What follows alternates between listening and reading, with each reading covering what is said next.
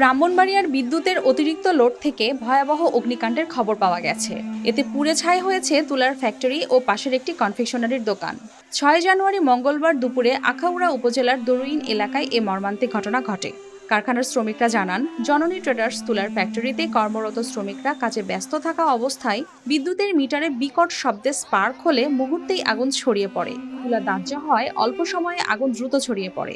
এটা লাগছিল আনুমানিক দুপুর 2টার সময় আর কি। আর আমার দোকান বলতে গেলে আমাদের 2টা প্রতিষ্ঠানই আমাদের।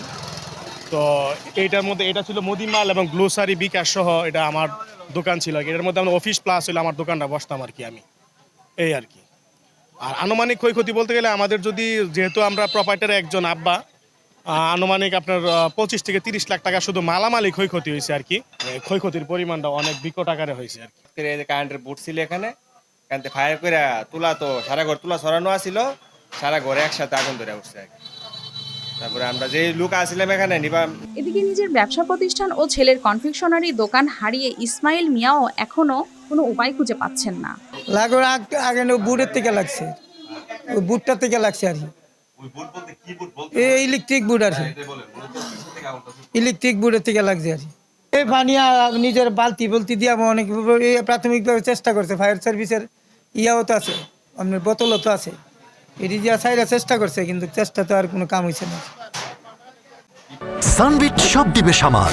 সানবিট ম্যাজিক প্রেস ডিশওয়াশিং এর মাথা ঘোরানো সলিউশন।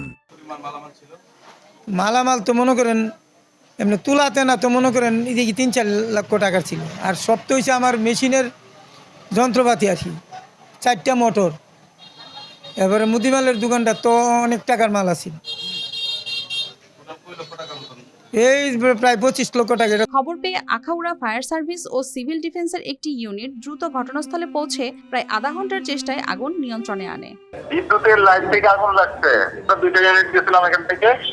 আমরা প্রায় 45 মিনিট চেষ্টা চালায় আগুনটা নিয়ন্ত্রণে নিয়ে আসি।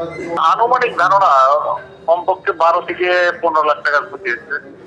মেশিন ছিল তো, এটার ভিতরে মেশিন ছিল, মেশিন পড়ে গেছে, আর অন্যান্য মালামাল পড়ে গেছে। আচ্ছা, তুলার আগুন তো দ্রুত ছড়ায় গেছে। প্রাথমিকভাবে ধারণা করা হচ্ছে বিদ্যুতের অতিরিক্ত লোডে আগুনের সূত্রপাত হয়েছে।